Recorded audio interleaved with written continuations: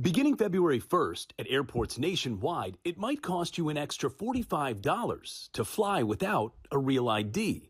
TSA now bumping the cost up after announcing last week it would cost travelers $18. The fee was necessary because we needed to modernize the system. We needed to make sure that the system is safe. Flyers without a real ID can pay the fee online before arriving at TSA checkpoints. They'll get an email to present to the TSA officer. So if you get to the airport and you don't have a real ID or another acceptable form of ID and you haven't gone through the online verification process and you happen to make it all the way to the TSA checkpoint there, they may pull you out of line and go through a verification process that could take up to 30 minutes and cost you 45 bucks.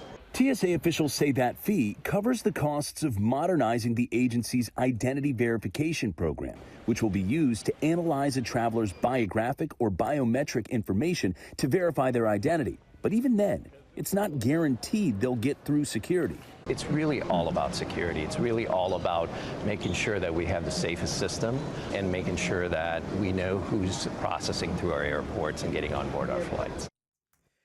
Yeah, at first I was like, why the hell are they charging, $50? But if it's actually for more security, I'm down for it. I really don't care. Another benefit is if you leave your ID and you're like, shoot, how can I verify my identification? Well, pay $50 and they're going to get your biometric. They're going to get your fingerprint and whatever else they got to get in order for you to verify who you are. No, you're not guaranteed to get by, but at least you don't have to cancel your flight. You get what I'm saying? How many people have missed a flight because they left their ID? It happens sometimes. I'm just saying. Another thing, or let's just say like you have your ID packed in your bag somewhere and you're like, oh, I can't find it. I packed too much. Or, I can't find it. It's a little bit disorganized. Well, just go ahead, pay $50, and hopefully you can get by.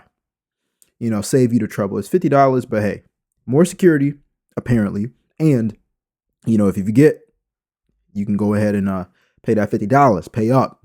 I just did research too on what a real ID is because I don't call my ID a real ID, but apparently a real ID is just your regular driver license or an ID with extra security features.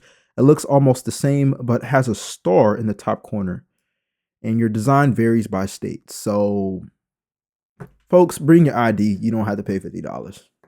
It's just that simple. You got to pay to play in this world, baby. Well, that $45 fee will cover TSA checkpoint access for a 10-day period and can be used multiple times in that period. TSA officials say the best way to avoid the fee and any possible delay at the airport is to get a real ID. Bringing your ID is just going to help you solve that problem. And if you don't have one, well, $50, pay up. This guy, like, were you able to fly before without an ID? Let me know in the comment section down below.